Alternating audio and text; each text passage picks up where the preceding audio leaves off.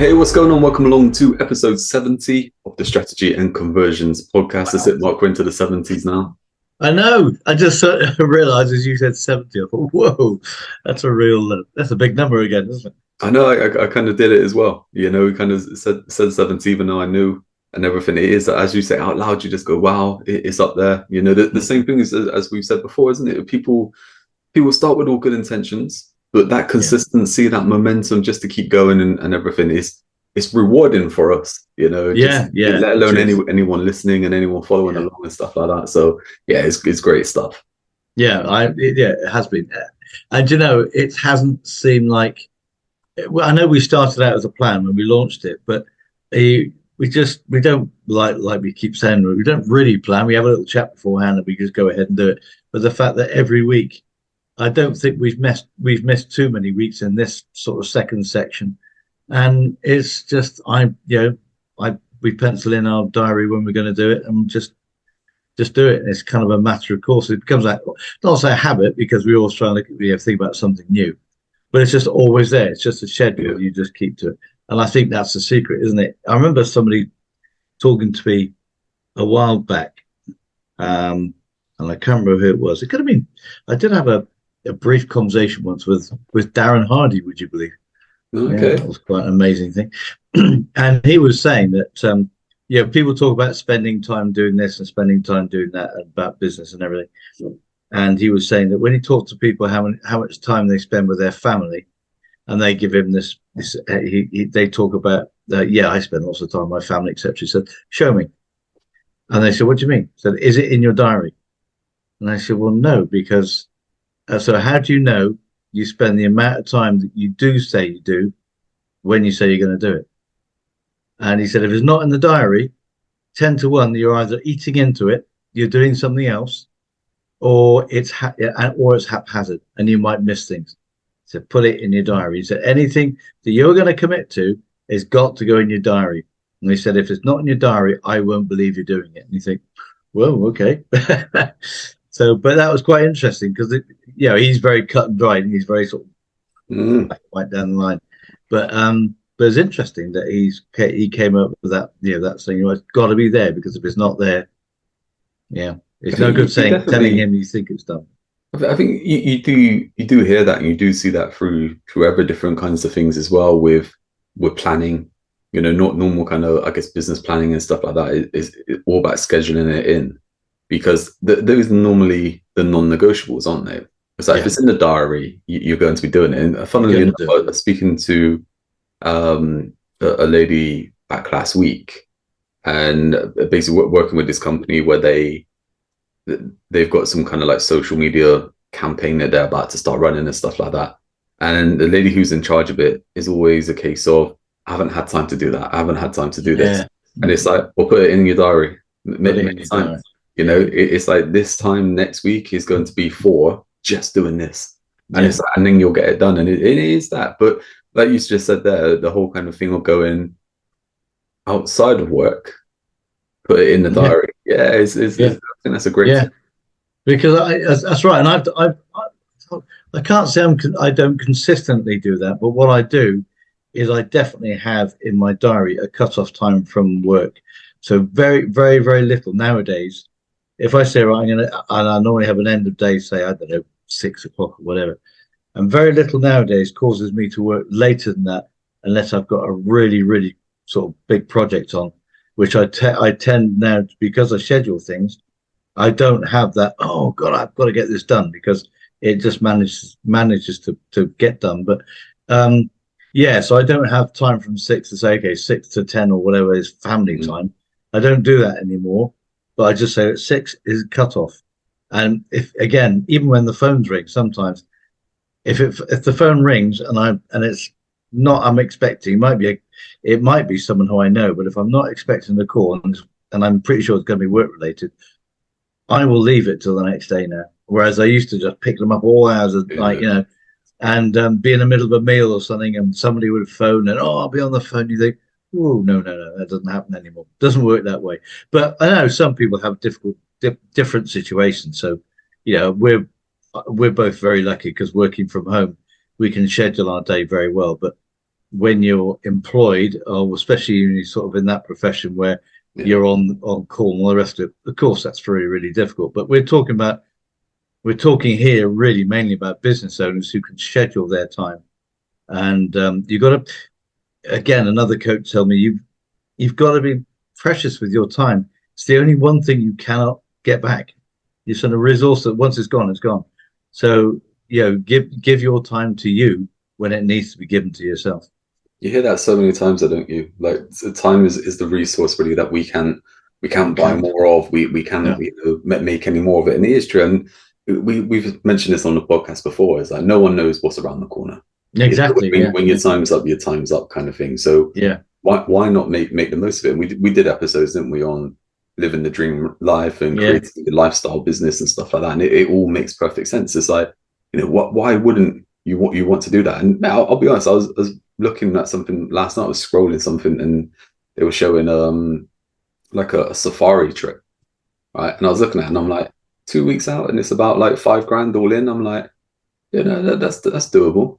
I'm like, and again with that, I'm just like, the way my mind works in a bit of like an entrepreneurial thing is I'm like, what can pay for that?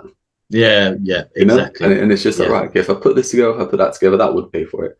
And it's like, it's looking at it that way. And those kind of things of, you just think, well, if I didn't do that, then it will always be something on the list where you kind of go, I'll get around to that one day. And then one day just drifts and, before you know it, you can't go for whatever reason. And you've never gone. My dear old mum did that with Canada, with the lakes and stuff. It was always on the bucket list and never got around to it. And I always look at stuff like that and I'm like, sometimes you just got to take the plunge, haven't you? And just do it. Yeah. Coming back to what you were saying as well with this podcast, the big thing is that for me, and I assume the same for you anyway, is that it's never a chore. No. I just look. So it's never a case of where I go, oh, I've got to do the podcast now. No, it's just like, let's do a podcast. And like you said, we 2 seconds before we kind of hit record, it's like, what should we run through? Yeah, exactly. Like, well, we kind of said, well, we're into May now, so that's the kind of the first month of the financial year done.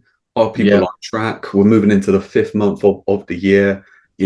The goals that people set at the beginning of the year, are they on track? So let's talk about that. And it is funny how we just come up with those kind of things and we just hit record and nothing's planned. We're not kind of going, okay, we need to make sure we talk about this thing and this is where we drop in about something else and everything like that. And that to me is why I think it's been working so well. Yeah. And it's been commented on, hasn't it? How our podcasts are really just good and conversational and easy to listen to. Because we don't have, do we have an agenda? We kind of put a theme together, but we don't have an agenda that this is going to take 5 minutes to talk about and then we're going to move on to something else. We ramble, as people know, we ramble about all sorts of things. But I think one of the things that I know that we both think of is when we have a little chat, we talk about things before. It's not about necessarily what we want to talk about, it's what will people get the most benefit from. It's all about that value thing.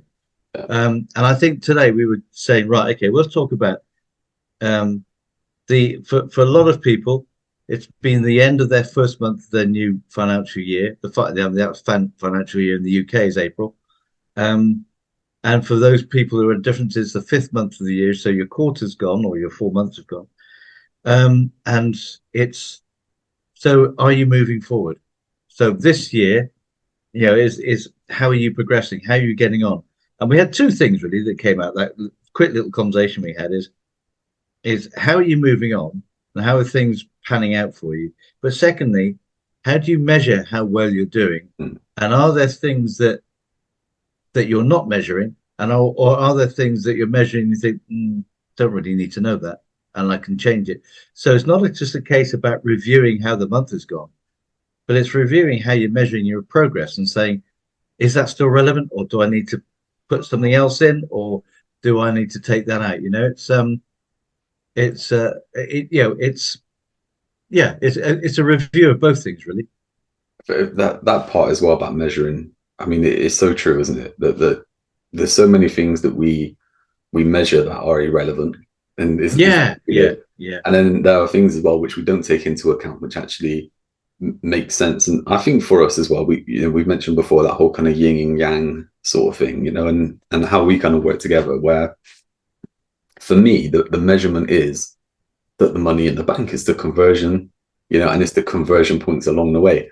And I know that for you, there are other things where you're kind of like, okay, but what about the mindset part? What about the bigger plan? What about the happiness level? And coming back to that we talked about the work-life balance and the work-health balance, and stuff like that, and it's like it's interesting because I think again, for one, it comes down to the individual.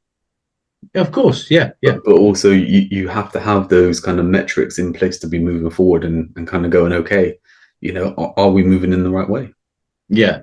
And I think that's the thing, isn't it? As we said, the work health balance, the work life balance. Every business owner you're a person. So you will have your business measurements. You will have measurements that probably will be similar to other people in most respects.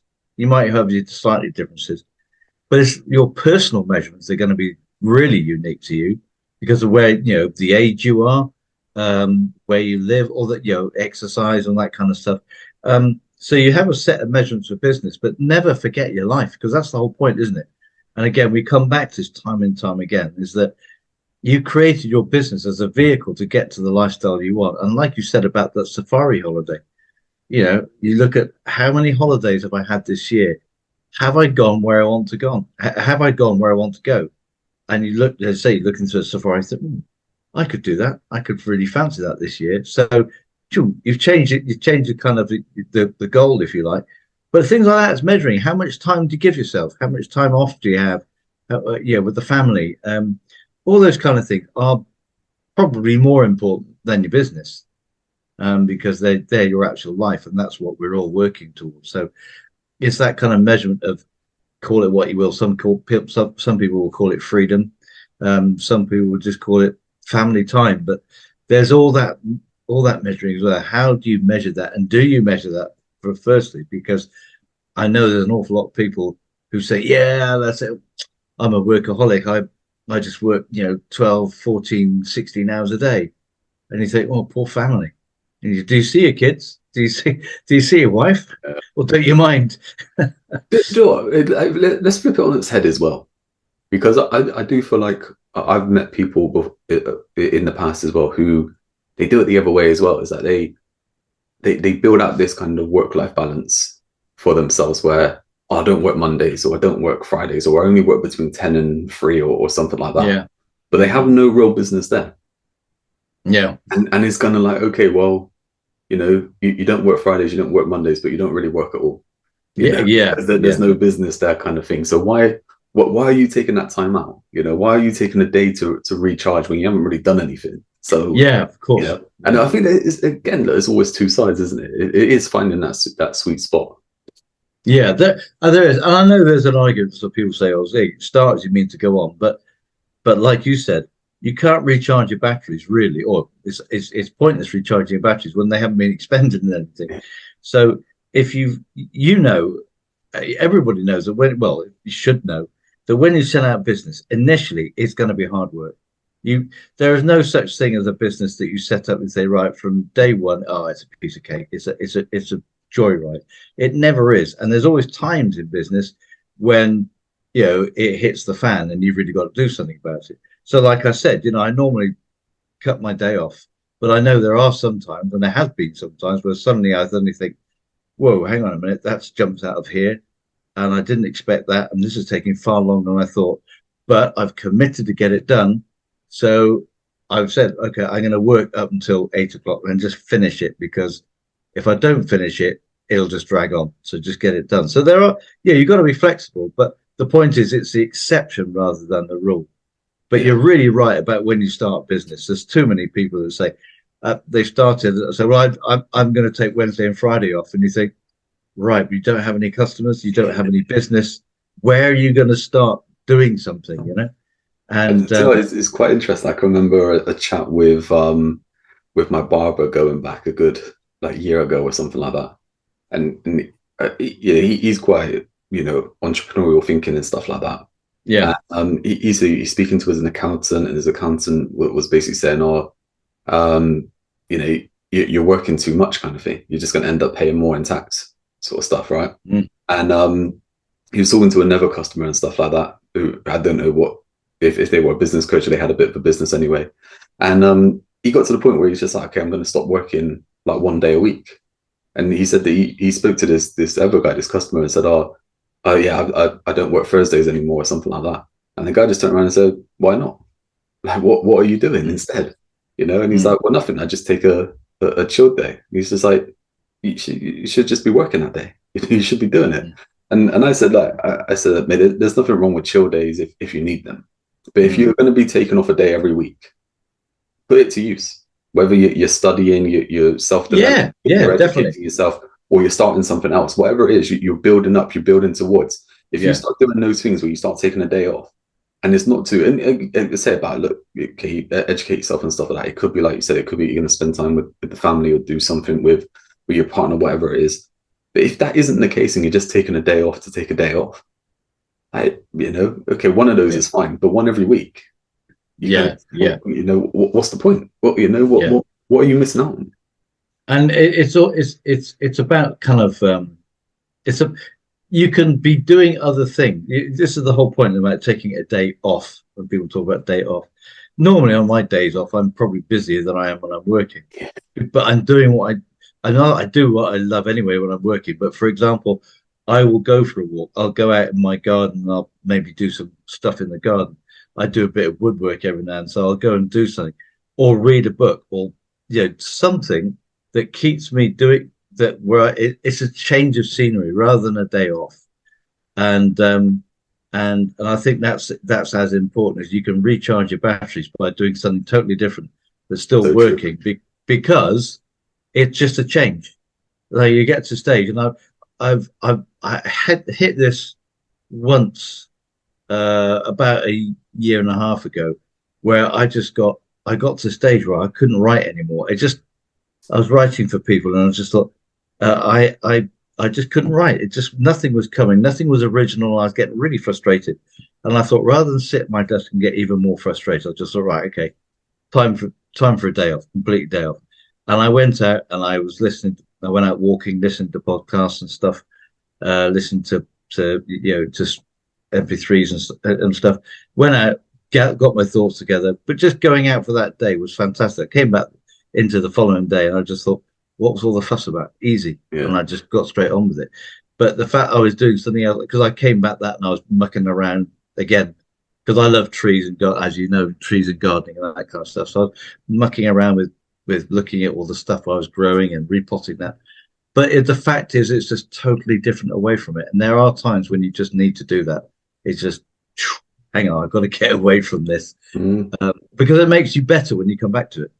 I always remember the saying, like years ago, from like a old kind of manager. He's a bit like a friend of the family and stuff like that, and like gets a little bit of a mentor and stuff. And he always used to say, a change is as good as a rest. Yeah, absolutely. Yeah, and it is that. It's just like you just switch up your environment, do something different for a little while, and you come back recharged. But like you said, I think that the big thing is, we spoke about this, about lifestyle businesses and creating the life and stuff like that, is that, look, you don't always have to be 100% passionate about your business, right? No, but you have to find the passion in what you're doing for it to reward yourself and keep yourself going and stuff like that. We could all go and make money doing something that we hate, right? But what's the point? Exactly.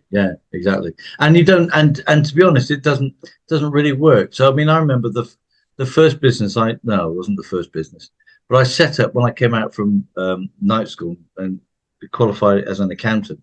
I set up my own accountancy practice, only to realize that I love dealing with people, but I hated accountancy. And I was working this and I was getting business and stuff was coming in, and it just flattened me totally. So I ended up, I didn't actually sell it because it wasn't long enough really to be going. I think I might have sold it for for a few quid, but it wasn't a viable business really at that point. But I just had to leave it. I had to get out of it, just drop it completely. Because I realized that what I really enjoyed was the business side of it, dealing with people and helping them to improve their business, not number crunching and working out how, the journaling this to there and doing this and all that, which yes, of course I'm skilled enough to do, but God, it just drives me insane. Yeah, totally. I just was thinking then, you imagine how many people, like, if you ask them, what is it you enjoy about your job? I wonder how many would actually be able to tell you something. Yeah, that's true. Yeah. It's like they might get into it with some sort of passion to do something, but then as with everything, you get bogged down in doing, the nitty gritty and stuff like that. And then it just turns into a chore. And it comes back to that, exactly. like we were saying, that when it's not a chore, okay, it's a pleasure to do. It doesn't then cause any issues or anything like that. And also, I guess the same thing is with people in business. Like I said, you don't have to be passionate in whole about your business, but you need to find a passion in what you're doing. Is that that thing of to me, I think over the years talking with different people, like what usually stops them is some sort of confidence or courage, even the clarity part. I know we talk about this a lot, don't we? The 3 C's with clarity, confidence, and courage, but I think that there's something there that stops them from putting themselves out there. And they always kind of pull back then. So whatever reason it is that they don't put themselves out there and say that they can help people and stuff like that, they get stuck in a box. They get stuck with a certain level of client that drains all their time and all their passion, and stuff like that. Yeah, and they get stuck there. And then it's a case of they're stuck in a job that they don't like, basically. Even though it's their business, they're stuck in a job that they don't like. Yeah. And it's just like it's looking at it and going, there's never saying as well that you're not a tree. You can move. It's exactly. You can change it. It's you like can change. It's like that whole kind of thing of you can change. You don't have to be stuck there forever. And it's the same thing with people in a job and stuff like that. We talk about just doing something on the side, getting going. So like you said there, like, okay, 6 o'clock is your cutoff point. Like, start doing that with your job. Like, instead of like letting your job take over and you're being 8 o'clock at night still thinking about things, your cutoff point is at 6, and 6 till 8 is when you're going to work on you. Yeah, exactly. Yeah, that's right. And it's interesting, just coming back to something you said there about you've got to be passionate about certain parts of your job. And sometimes, like you said, then you can get clients that drain you. So part of your job, and it's part of your responsibility to yourself, is work with people that empower you, but work with people that really that motivate you. So sometimes we've worked with people in the past. I know you have, and I have as well. Worked with people in the past, and you just think, I can't work with them anymore. They don't do anything you're asking them to. They go off on a tangent. They do all this thing. Great, they can do what they like, but I can't work with them. And yet you get the other people who you say, do you know what?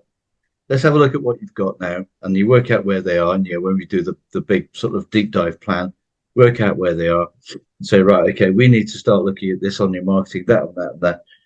And they're gone for it. And you think, wow. And they get the results. Yeah. And because they get the results, they're even more enthusiastic, which then pumps you up as well. So you really want to do an even better job for them. And when you get that kind of synergy going between clients, it's brilliant, because they're working, they're taking what you're saying and even sometimes coming back with, hang on, what we've done is we've taken what you said, but we've done this as well. And you think, wow, and you never even thought about it yourself. So you learn from them as well. And when you get those kind of people, it's not working anymore, is it? It's just you're doing what you love doing, and that's the secret. But going back to the accountancy thing, and it could be the target audience I had. I was dealing with people who just wanted to pay the little possible they could and do as little work as they could in preparing. They weren't measuring their business or anything. So they were just, it was like walking through treacle. And that just drains you totally. And I think the same with people in different businesses. If you've got a client base or a customer base of people that are just moaning or whinging about stuff and want everything for nothing, it just drains you. It really does drain you. You need to find people who really appreciate the value that you give. And that really helps you both sort of elevate each other up. That's the word though, isn't it? Elevate. I mean, I was thinking when you're talking, it's like, okay, you become a team, you're working together, It is that thing, but there is that up leveling, because it is just like that energy is infectious. Yeah, definitely. Once you see someone wanting it and the ideas are flowing, it's great. like the worst thing is when you're dealing with someone and they're just like a piece of dead wood, and it's like you're kind of coming out with ideas, and there's like Yeah. or just like, oh, we tried that before, it won't work, We try. Oh, stuff like that's a that. classic, and isn't it? and it's stuff like that, and you're just like, what's the point? Yeah. It's like that there. Like I'm just gonna put it out there. If you're one of those people who you have that energy to improve, you want to level up, like get in touch. We'd love to work with you, right? Yeah, It's we just would. as simple We as that, really would. you know. Yeah. And Yeah. it is that way. And I was going to come back earlier in the podcast and basically talk about with I can't remember the exact thing that you were talking about, but you're kind of saying about people how they kind of expect it or they want it to come to them, right? And Mm. it's like, and we see it where you'll get people who kind of, they pay £10 for a course, and because they paid £10 for a course, they think that that's going to create the lifestyle that they want without them doing anything. Or they'll put a post out on social media, and it's like, right, tick box done.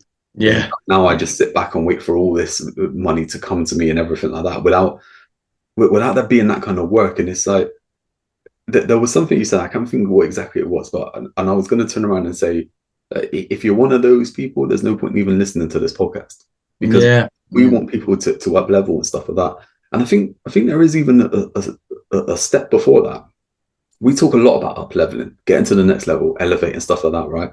But I think there is a part where it's just like, look, you have to want it. You have to want to step up, and you have to step up. Mm. And once you step up, then everything falls into place. But when you're just kind of hanging back, you just like can't be bothered, or I'm too lazy, or I expect this, I deserve this, or something like that. Or I'm good at what I do, so they should just pay me and stuff like that. It's like there needs to be more. Like you need to be doing more to get more, and that comes by stepping up. Yeah, and I think that's absolutely right. And I think there's a huge part of that is that vision, isn't it, of what you want. And we talk about at the very beginning of all the stuff that we do is, what do you want from your business? What do you want for your life? What's your end goal for your life? Where do you want to be? And a lot of those people who won't step up is because they don't know. They're kind of like, well, yeah, this would be lovely, and that'll be nice, and I'll have a camper van, that'd be great. I'll have this, but it doesn't. You can tell by the way they talk that it's not really hitting the spot at all for them. And because when it doesn't hit the spot for them, they're never gonna. They're horrible to say, but they're always going to be also around. They're just always going to be just doing this and that. And like you said, they'll put out the social media page without really being too interested in it, just to tick a box, as opposed to thinking about, what can I tell people today that will really inspire them or really give them something to think about? And when you start doing that and people start reading your post and thinking about it, they think, wow, this person knows what they're talking about, and I'd like to work with them. But it's when you've got a vision of, right, okay, it doesn't matter where you're starting from. You might have just and recently was talking to people who just has got their first apartment. They've just come off the street. They've been on the street for 8 years, and they are really aspirational about what they want, because they're now off the street. It's taken them ages. They now got to their first flat, which is obviously a housing association, that kind of stuff, but they don't care. They say, right, now I'm going to take my life by the scruff of the neck, and I'm going to do something with it. And they haven't got he hasn't got a job yet, but he's thinking about jobs or business. He's not sure which what he wants to do first, but he knows he wants to get there. And that he will get there because he's got the motivation to do it. And he probably will find the right vehicle, whatever that could be. Could be a job, or it could be a series of jobs, but he will get there. But he's just so grateful he's off the street and that he's going to be moving forward. And I think there's too many people that I've come across who, you ask them about their life and their vision, and they think you're talking this foreign language that everyone laughs at. You say, oh, I don't bother with visions. What do I need a vision for? You think, okay, so where are you going to be in 10 years' time or 5 years' time? Yeah. And we'll come back to that on the whole kind of measuring thing. But as you were talking, then I was like, okay, it's something where they have to believe it, don't they? Like they have to believe in themselves. They have to believe it. But I think it goes above that again, where I think it comes back to ambition. Yeah. I think people have to be ambitious, and like you said there, like someone who, you know, they finally got given a bit of a helping hand, you know, and they're grateful. Like that gratitude is Mm. actually now filled them with energy to go and do something. And Yeah. I talk about this a lot, you know, through momentum creates motivation. Like you actually do Yeah. stuff, and then Absolutely. Yeah. Yeah. you start to enjoy it, you start to like it, and you'll do even Yeah. more. That compounds, and then you know your motivation compounds your momentum, and it's through the roof then. But the whole kind of point there is like you have to be ambitious. I think sometimes like talking Yeah. with people, like you know, I've spoke with people before, and it's like you can see things for them, and you're just like you could do this, you could do that, you could do that, and you get like the responses sometimes of, well, it can't be that easy, otherwise everyone would do it. Yeah. Like, Yeah. oh Yeah. well, if it's that easy, why don't you do it? And it's like it doesn't interest me. You know Yeah. Exactly. Yeah. that stuff Yeah. doesn't interest me. It's like Yeah. you know, for me, that there will be people who they would love to have like to be like a speaker, and they could go to London speaking, they could go to New York, they could go to Paris, and they're being paid to speak, right? And Mm. that's their dream. And it's like for me, I would, you know, I wouldn't like that. Yeah. Yeah. I'm more like if I'm going to New York, I want to, you know, take in the sights. I don't Yeah. want to be worried Exactly. about Yeah. what my speech Yeah. is going to be, kind of thing, right? Yeah. Yeah. And it's like, you know, I like the setup I have. I like the things I do. So it's like, you know, it doesn't fill me with that passion to do that stuff. It's like I'm, Yeah. you know, always looking to elevate with what I'm doing, but I can do anything, but I can't do everything. Yeah. And Exactly. it's like Yeah. for other people, it's like when they're moaning about, oh, okay, you know, I need a bit more money, or I need a bit of this, or this happening. It's like, well, you can do things, but they don't do it. It's Mm. frustrating when you can see the potential in them and they don't do it. And I'm just thinking as well, like even with that, we spoke to people who love the podcast and the stuff that's happened within there, and they go on and you know they action some of it and they love it, and then there'll be other people like, yeah, I've got to get around to listening to that, you know, and then you ask them, okay, how you know what have you done? What have you listened to? Have you moved forward or anything like that? Oh, not yet, because I'm still waiting on this. I'm still waiting on that. And you get Yeah. around to Yeah. Yeah. listening to that, and you're just Yeah. like, you'll never get anywhere. You know, you'll just be Yeah. moving around in circles and stuff like that. And even worse than that is like we've given away free training over the years, right? Mm. And there will be people who sign up for the free training and then they never log in to look at the stuff. No. And it's like I never put that one out. we're giving them gold. We're giving them Yeah. stuff that we've put in programs where we've charged thousands. And Yeah. it's like there's stuff in the free training which is just as good. And it's like Um, those, and people would just like not even log in, and you're just like, well, you know, what's the point? It's like exactly. but personally, and I know like the same for you, you have a, you know, you can put a list of wins and stuff like that, right? But personally, I've been in with businesses where we've grown from, you know, seven figures to eight figures, and six figures to seven figures, and five figures to six figures, all this kind of stuff, right? Been there, done it, documented it, and show people that you can do the same. Yeah. And then they don't log in. I just, even to this day, and I know there's people saying that, you know, you give away for free, you give things away for free and no one values it. And you think, well, okay. But when you not only giving something away for free, but you can prove that it works, and people, yeah, I'll do that, yeah, and they sign up for it for free. Um, and you don't mind almost that they maybe, well, you do mind, but if they log into it and look at it and never do anything, yeah, you get frustrated. But when they don't even log into it, they don't even open up. You think, why? Why are you just collecting an extra piece of baggage to put in your into your the you know your bag on your shoulders when you have no intention of doing anything about it? Just throw it away. Yeah, I kind of I would rather them just completely avoid it and not come into into our world. I guess they do come into our world because you know they're going to be a tire kicker all the time, and they're going to be 10 years time. They're going to be buying free courses because oh yeah, I can get that. I can put that in my rucksack, and I can then yeah, that's going to be great. And I want to, and they do nothing with them. And Yeah. it's just and you know you there was a there's a I can't remember who told me, but yeah, there's this. Oh, there's all sorts of sayings in there that when you get someone who talks a good game, unless they can prove they've done something, all it is talk. You know, it's and that's and you just know that yeah, but you haven't really ever done anything, have you? So what you've got lots and lots of talk and lots of you could have lots of stories, but it's never actually taken place. So I wouldn't say and they're a it's waste of space. That's a bit demeaning, but they're not. They're not really. They're not. They're not taking up your. They're not yeah, giving you something that you can give them back in value. You know. and that's exactly like we said before, isn't it? Is that you can give as much as you want, but like when they're not willing to take that on board and put it into place and adapt it and use it and all this kind of stuff is pointless because Yeah. it's the same as anything. You know, it's like I could tell you I've got the winning lottery numbers for next week, right? If you don't put it on, you don't win the lottery. Exactly. So How many times have we heard that? yeah, exactly. You know, and it's like it's that kind of thing, and you know, and everyone's got a story about oh, I had an idea for this, and then you know it's out there now and stuff like that, and it's like Yeah. 4 million people had that idea, one person actioned it. Look at it now, you know, and how many times as well we've had conversations and together with people, and I've had conversations myself. I know, like with people where they're waiting. Oh, when I get 50K, I can do this. When I get 100 and something K, we can do that. When I get a grant for that, when I get an investor for this, and it's like, okay, but what are you doing today?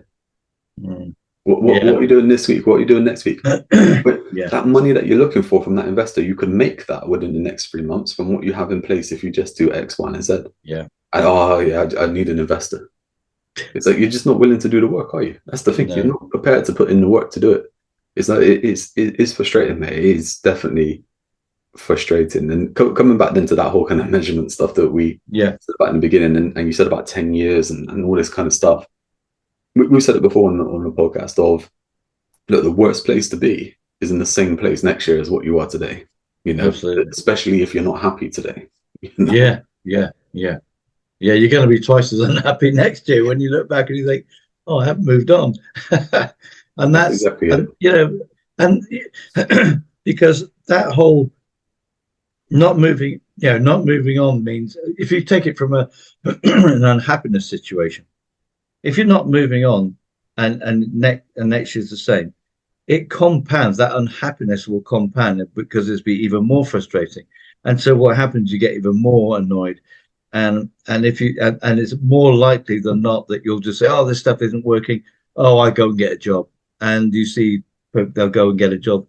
Somebody I don't know stacking shelves in Sainsbury's or something, and that's nothing against people who stack shelves in Sainsbury's, but I have seen people who've gone who I knew used to be in business who are now on checkout tills in Sainsbury's because they couldn't make their business work. But I think really they wouldn't make their business work um, because, as you said, in most cases you can make business work to a certain degree. In most cases, like you say, we're not a tree. You can change. If that isn't working for you, you think, right, okay, why is it? Am I not doing the right thing, or am I just in the wrong place? And should I be doing something else?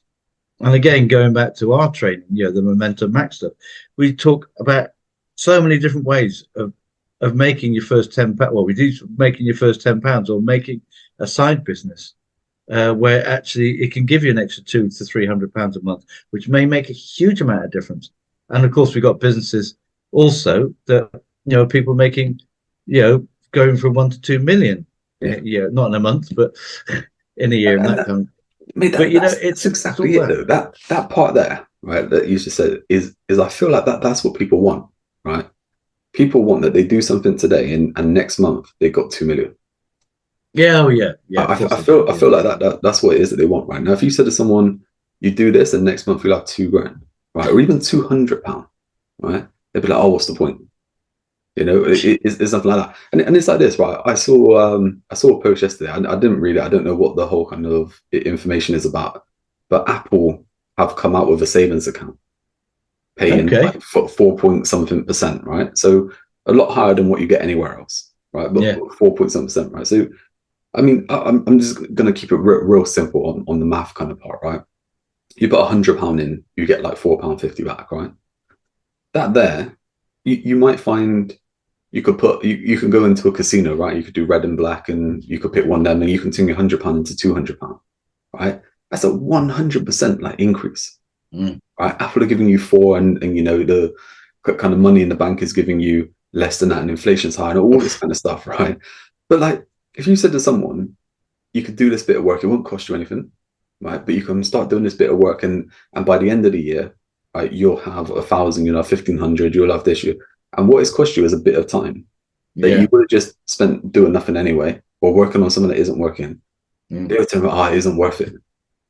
And it's like, but they would quite happily put their money into the Apple thing and get 4%, because 4% is better than 0.1 or whatever it is that I'm getting in my bank at the minute. And it's like, you could take that £100 now, invest it in yourself, your education, whatever it is, invest it in, you know, a website that you can start adding content to, invest it into doing affiliate marketing, invest it invest it into some sort of training or something like that, that, you know, for an industry that you're interested in, and all that kind of stuff. And the compound effect, the longer term effect, is you'll get a lot more money back. But people just look at that short term and go, yeah, but what about next week? How much money do I get back next week? Yeah, that's true. Yeah, and unfortunately that's been a product and a problem of our society, isn't it? Everyone's looking for that quick fix. They want to be able to make this now. And you just look at things like cryptocurrency and how people jump on that. I mean, I was again talking to someone the other day, because I do my debt coaching as well for people who just, you know, really hit debt. And one of the guys who I was doing his coaching with, he borrowed 500 quid off a mate to put into a quick rich. It wasn't a quick, it's supposedly that, to put into an NFT, non-fungible token, I think they call it on crypto. And he put 500 quid into this along with other people, and it was a scam. You know, they just lost it. It was a pyramid scheme, and of course they lost all that stuff. And I was talking to somebody. I went there with so I went there. We always have to go together into people's houses, and the person I was with didn't know anything about cryptocurrency, absolutely nothing at all. And she said to me in the car on the way back, said, "I hope you know what he was talking about, because I was lost." And I explained as well as I could about it. And she said, "Well, what motivates people to do that?" And I said, I really thought about it. I thought, greed. They just want to be able to have this tomorrow. So his idea was that he's going to put 500 quid in, and within 2 months it would be £5,000 sort of thing. You know, that's you know, it's like this old saying, isn't it, that if it looks too good to be true, there's a pretty good chance it is too good to be true. And yet people get taken in time and time again, because they have this thing that they've got to get there now. There's no work involved. I mean, if I took £500 and I put into something, and in 2 months' time it gave me £5,000, and I haven't had to do any work, it sounds brilliant, but it's not going to happen. I don't know anywhere it's going to happen. You're saying that, right? For any listeners around the world and everything, I don't know if there's an equivalent, or if you've seen it or you can see it, right? But there was a program on BBC years ago called Hustle. Right? I loved it. There's about eight series or something like that. And every time it would be a similar thing, right? They were con people, right? They were con women, and it would always start that way off. Like I forget the word that they use now, but it's like a sweetener. It's like you do that, so it's like, if you give me 500, I'll give you 2.5 back. So now the person's like, well, now I want to put 50k in. They never see that 50k again. And it's like, that's how a lot of these, like you said, the Ponzi schemes and all this kind of stuff works, is that, they're paying people out with, the new money that's coming in. But that is that they play on people's, it is greed. It is that it is greed. It is that they want the shortcut. They want to not do the work and everything like that, right? We spoke about this before, right? You need to work hard, right? But in a smart way. In a smart way. Right? I look at it, the way I look at it, mate, is work smart, hustle hard, right? Because like, you don't want to be worn out. You don't want to be doing all this work where you're worn out and stuff like that, and you're burnt out. You can't do any more. But what you do want to do is put the work in, because that effort is what's going to get you results. Like you said, like for you, it's like, I'm switching off at 6, right? Look, there are different reasons behind that as well. Like, for one, you could be like, look, I'm fine, I'm comfortable, I don't need to do any more work or anything like that. But also as well, like for you, for like your health as well, it's like my health. I've made my decision that my health is like, that's my thing. I cut off at this point so I can concentrate on X, Y, Z. And it's like, there's lots of different things for different people, and of course that you cut off, right? But if you're there going, yeah, do you know what? I do need to make a bit more money, right? Yeah. And actually, if I do spend a bit of time putting together this stuff, right, it doesn't matter if I work a bit over. It doesn't matter if I put in a shift on a weekend or something like that, because in the longer term play, I'm going to get what I want, and that's going to make Yeah, it so yeah. much And easier. yeah, and that's obviously with the difference with me. So my business has been going quite a few years now as a copywriter. And it's I'm not, it is growing, but it's growing in my capacity because I've worked with other people, um, and and it hasn't worked out. So I'm still on my own. I still do it on my own, and I know I have a capacity limit, so it's growing to its potential. But I have regular customers, regular clients, That's the and thing, isn't it? Like yeah, it's because again, I've worked at it long enough for that to happen. But I just take it back. Well, I mean, I had a heart attack over it. If you could go on, so I was working stupid hours at one point trying to get this done, which was detrimental to my health. But what it did do was help me build a reputation and meet a lot of people. So all that time was spent building a network and getting more clients, which now I've got a reputation and people like how I write. Not everyone does, but that's fine. Yeah, it doesn't matter. And I've got a reputation, and often people come to me. I don't have to do that's the much thing. sales.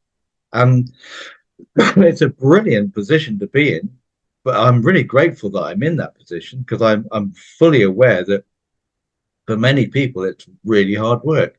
For me, it's not so now, but that's because I've got years and years of business knowledge behind me.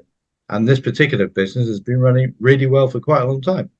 That you said them. I mean, that to me, like it hits everything on like the nail on the head, because like what you're doing right now is, that you said you do a bit of like the debt coaching to help people, like volunteering, within Yeah, that.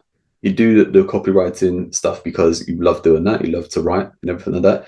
Do the coaching stuff with inside strategy and conversions and yeah, Momentum Max, and you do some of the kind of content and stuff around that. And we do this yeah, podcast as well, and it's like all this kind of stuff is that it gives you options and everything like that to pick what you want and everything like that. And like you said as well, it gets to a point where you get to charge a bit of a premium. You get a better quality of client. yeah, yeah. You're less stressed, so you can do a better quality of work. Not saying you were rubbish before, but you could do a Yeah, better quality of work and yeah, stuff like that. true. But going back to when you said about like you had the copywriting business and there were lots of people writing copy for you and stuff like that, you had to keep turning the wheel. You have to keep going out and getting more customers and to Yeah, pay the other people. And it's yeah, like, well, when you can make the same money, right, for dealing with 10% of the people and yeah, just dealing with it yourself, yeah, and if everything's relaxed, why not? And that's yeah, the big thing, isn't it? I think so many people is that I don't know however else to say this, right? So forgive me, but it's like it's shit or bust. And like, mm, what is there? Is like they're kind of just like it's either all to the moon, where it's like it's massive business, 2 million, 8 million, 20 million, whatever it is, 200 million, or nothing. And it's like, well, what about 40K doing what you love? yeah, yeah, Where you get to pick and choose what you do each week and stuff like that, and give yourself options. yeah, Or you just stick in your job and just do, get 40K stressed out every day, hating what you're doing and everything like that, or even running a massive business where you're not even making that sort of money, but you're stressed out all the time. yeah, Just settle with what you want. yeah. And it's interesting because this also kind of comes back to how we started off the podcast. Really, talking about measurement Mm-hmm. is that if you find you're working and working and working and working, and is and it's not, it's really stressing you out, and yet you're not making much money out of it. One of the measurements you need to look at is how much, if you're converting per client, how much money, or how, and again it comes back to money because business is all about money, but how much is that client worth to you for a business? And I find with an awful lot of people who start up, the price they charge is far too low for to support them. But they're just interested in, I've got to get more, I've got to get more customers, got to get more customers. And then if they're working on their own, doing whatever they're doing, whatever job that is, they're going to reach capacity. And when they reach capacity, they get they can't take any more work on. They get stressed and they think, "Oh, I can't do this," and it's all because they weren't clever at as you said, work cleverly. Fine, do hard working, yeah, but work intelligently. And it's looking at, well, hang on a minute.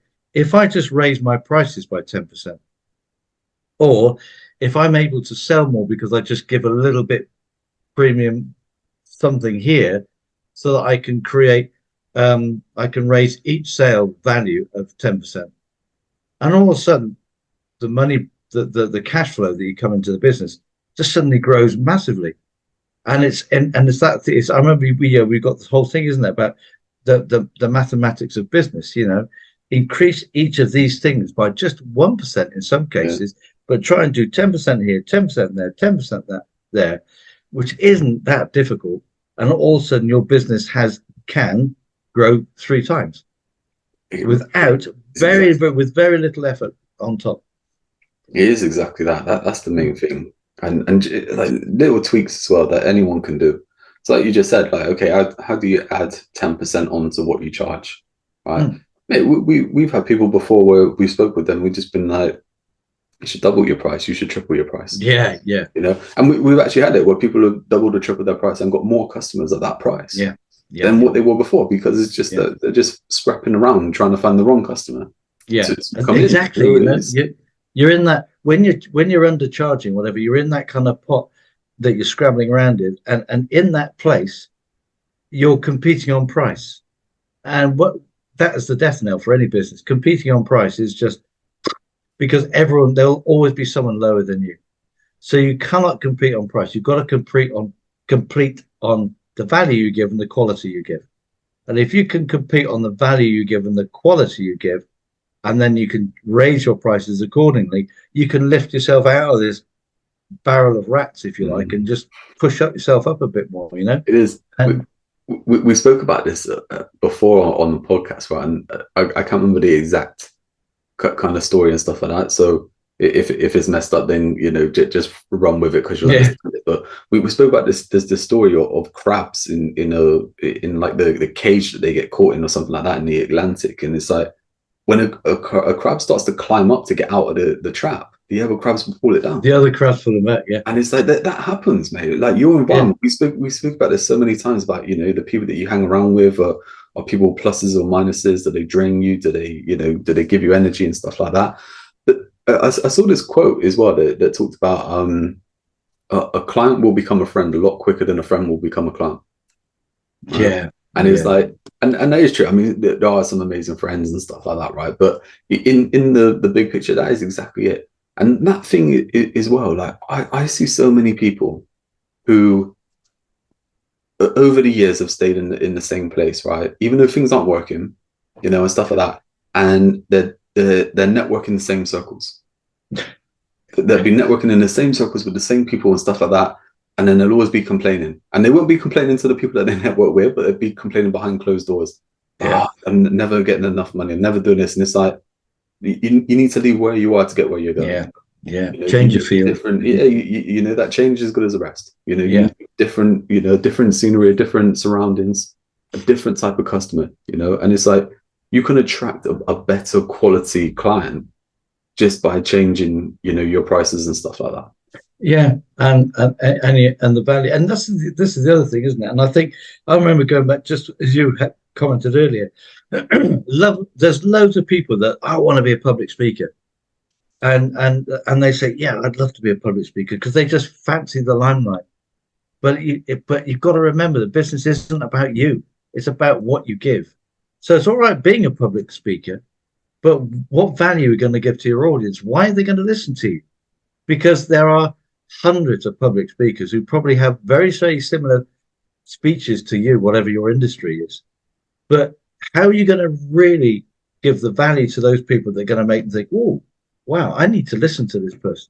Because if you don't have that, then they're going to listen once. Maybe they might come along, listen once, possibly listen twice, but they won't listen a third time if the message is the same as everyone else's message going on.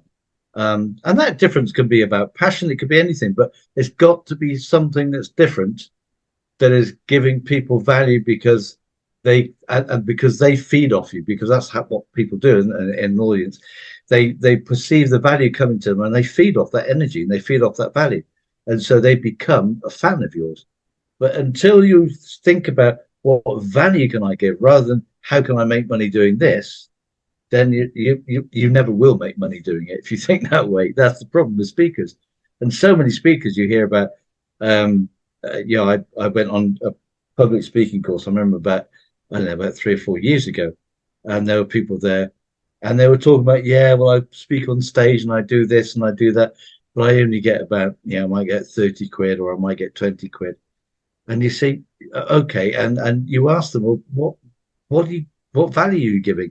And you listen to them talk, and you think, well, if you speak like that, without any energy and without really flat, then yeah, people are going to be switched off, because you listen to them and you think, oh, I couldn't listen to you for half an hour. I'm sorry, but and then you get the other thing is that you got also, like you said, you've got to work. So is that their kind of apprentice stage? Are they speaking and getting 20 quid an hour to eventually get a break where they talk to people and follow up with people, and suddenly they get a gig at maybe 50 quid an hour or maybe 100, and then it starts to build. But as a speaker, it's hard work to get on the circuit. You have to start speaking for nothing, and people don't realize that. A lot of public speakers, people who think that's great, they think, I can be speaking on this great big stage. You won't get invited onto the big stage until people get to know your name, and you get to know your name by speaking. And if you're going out as a public speaker, then start with a YouTube podcast and just broadcast your message and get people listening to you. That's a great way to start. You hit the nail on the head there, right? This is the thing, right? This is why we do the podcast, right? Is that I don't know how long we've got, about an hour. We'll wrap things up in just a moment. Yeah, right? Probably. But the thing is, we go around in a bit of a circle and stuff like that. It was very conversational. Like you said, we've had people that they comment that they see, as if they're in the room with us, listening to us talk and stuff like that, right? But the whole kind of thing is that we talk about different things, and different people will connect with different things, right? But that thing that you just said there is like, this is exactly what it is. No matter what field it is, no matter what level you're at or anything like that, everything is like an apprenticeship. That you have to do the work to move through the different levels to get to a point where you're experienced, you're knowledgeable, you're confident, everything like that you can just do the job and you can get paid the money to do it because you can actually do the job. But there are so many people that want to skip that apprenticeship stage. They kind of want to go from, I've never done anything like this before, to I want to be the one person, the main person doing this, right? Or I want all the kind of fruits that people have had from, doing all stuff. I mean, how many podcasts have I gone off on one where I'm just like, the stuff that I've been doing for 12 years. Yeah. If someone can read a book or watch a course and tomorrow have the same experience as me, right? They may be able to start moving in the right direction, of course. When things start going wrong, when things start needing to move up, they don't know what to do. I do, right? It's not going against anybody else or anything like that. It's just that you do that thing. It will be exactly the same thing as a speaker. It would be you with the copywriting. There's so many different industries where it would be the same thing. That someone just coming in and going, oh yeah, I could do that. I can imagine it as well. I don't know this, but kind of deal with a few people who are in acting, right? So actors and stuff like that, right? And I can imagine that, one person one day just decides they want to be an actor, and they're just, oh, I can go and do that. I can go and do that. And there'll be someone who spent 10 years trying to get a gig in a TV show or something like that, that they'll be like, I've done all this stuff. Like, my resume is all this, is all that. You can't just step in and get the whole kind of fruits of the without doing the labor. And it is that thing. It is the apprenticeship. It's that people want to skip steps. That you can move through them faster. Of course you can. With the right mentorship, with the right surroundings, and all this kind of stuff. There's let's take an apprenticeship. Someone doing an apprenticeship for like plumbing or something like that. They're going to learn more doing it each day with a plumber than just doing it in the bathroom reading a book, right? Exactly. Yeah. So it's like you can move quicker through the stages, but you still have to go through the stages. It's like, I was going to say learning to drive, but I know in like America and stuff like that, everything's automatic, right? But like with us, it's like when we learn to drive with like the manual, with the stick shift or whatever they call it around the world, it's like you don't know what you're doing. You have no idea. It's horrible. And then you get used to it and stuff like that, and you mess up a few times and all this kind of stuff. And like now, I'll jump in the comment, I won't even think about it. No, you don't. That's right. It's second nature. Yeah, yeah. But you have to. Yeah, and that's the learning. I was just thinking when you're talking about, so many people say, "I want to be a footballer." You think, "Whoa, okay." So do 50 million others. So how are you going to stand it? And some do, but the percentage of people who are in the top echelon of football, of the people who actually have this ambition to be a footballer, there must be about, I don't know what the stats are, 1%, if that. They're probably not 1% even. And no, and you think, when you get these people, oh yeah, I'm going to be a footballer, you think, whoa, you first of all, you've got to be on the game probably from about 4 years old, I guess, kicking the ball around, and if you come into it when you're 12 or 13, you've got no chance, because these people have built up their skill. And again, it's just going through different levels, isn't it? They play for a smaller club, then they're into a side, and this, and their discipline they've got to do, the fitness and and all the rest of it, and all of it. It's just you move that to a different industry, and you look at music. Oh yeah, and it's like you imagine a concert that's on with someone headlining it. It's like they didn't just turn up to that concert. No. And everyone's there and stuff like that. Even the people who are like experienced and stuff like that, they would still go through kind of training and schedules and stuff like that to perform at that concert. And if you take someone like take Ed Sheeran, for example, like done the massive concerts and stuff like that. Well, there was a stage where he was busking on the side of the street. Yeah, yeah. And that's the thing, is that you'll get people, if they don't want to do the busking side to the business. Yeah. Beginning. They just want the sellout concert tour. Yeah, that's right. But it's interesting, isn't it? You got someone like Ed Sheeran. I don't know. I mean, you got people who do want to make it, and they will have those kind of, maybe even if it's not written down in their head, the measurements. Okay, so at the moment I'm playing for my local side in a park, for example. I want to make sure I'm fitter than everyone else. So again, there's kind of a measurement in their head. I want to get fitter, and I want to be noticed. So they're going to find ways to put their name out there. Somebody comes down, looks at them, a scout might look at them and think, yeah, okay. So they might go to a slightly bigger club. They might go into, if it's a kid constantly training with a coach, he might recommend that they go and join a local pro side as a junior, or the rest of it. But all the while they are making progress, and whether it's the head or written down, then the progress is being measured. I'm at this stage now. And it comes back to business, is where are you? Where are you in business? I mean, like we said before, have you been in business 10 years, or have you repeated the same year 10 times? Yeah. Because there's a difference. There's a huge difference. Mate, I can't believe I forgot all about this, right? But as you were talking there, it's like you're saying, look, people at different levels, like what is it you're measuring, right? Because if you've got no customers right now, you've got no clients, things aren't going well, so trying to compare yourself to 2 million or whatever it is, right? It's like what's the next step? I had a message last week from a member that basically said that they had put they had followed instructions, really, of basically putting out social posts and stuff like that, directing people back to their website. On the website, they've got a call to action to book a call with them. And the message came through saying, it works. Someone just booked the call. And it's like, yeah, I mean, of course it works. Like that's, is what we do, right? But that thing for them, right, it's massive. Like that measuring success is like one person booking a call, right? It's a massive tick, because no one's ever booked a call before. Yeah. Yeah. It's like, that's massive. But for someone else, who's doing so, it's like, so what? You booked a call, you got a lead, so what? But for some person, it's like, I've got a lead. It's like, what are you measuring? What is success to you right now? Yeah. What it doesn't matter. Oh, I want to go from 0 to 5K a month. Forget about that. How about you get one customer? Yeah. And that's it, isn't it? It is when you start in business, it's getting your first customer, and then the next 10 as the thing we have. It's then, okay, how can I get my next 10?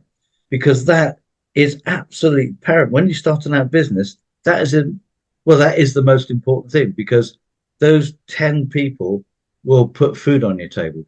Yeah. Ultimately. Earlier, you mentioned within in this podcast and that, and you said about, oh, we've got the thing about your next £10, and it was like that's how it started. That's how I put it together. Is get your next £10, and you were like, think bigger. We need to go bigger on this. People need to get their next 10 payments. So that's what get your next 10 clients. That's what we teach and stuff like that. But it is that thing, isn't it? Of just going, where's the next money come from? Like, work on that.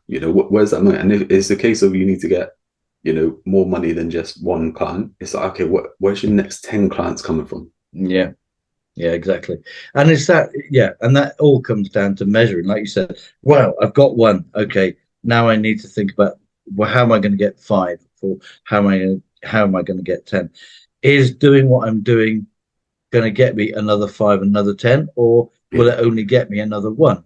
And if so, is there something I need to change? And I know it's, when you only get one, it's very difficult to make that kind of decision.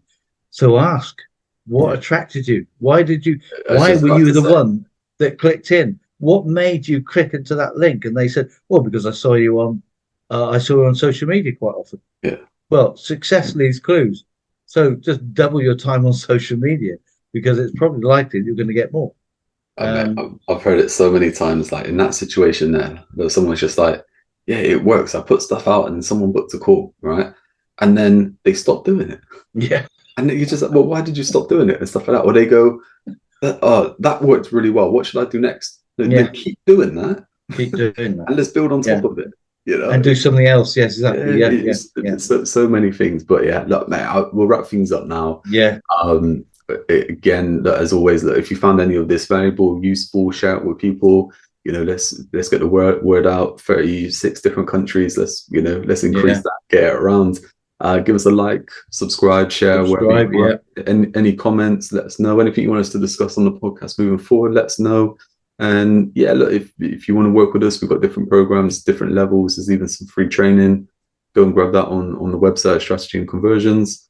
I don't know if there's anything you want to wrap up with.